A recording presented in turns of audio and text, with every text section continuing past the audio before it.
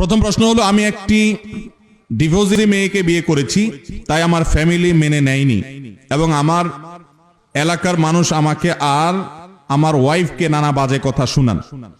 আমি কি ওকে বিয়ে করে ভুল করেছি? এ ব্যাপারে ইসলাম কি বলে জানাবেন। আমার এলাকার নাম নগর।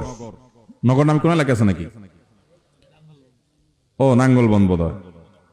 আচ্ছা, যাই হোক, নাঙ্গলবন্দ নগর, ঠিক আছে, যাই হোক। ভাই প্রশ্ন করেছেন, খুবই দরকারি একটা প্রশ্ন ভাই। কেন দরকারি প্রশ্ন আমি বলি।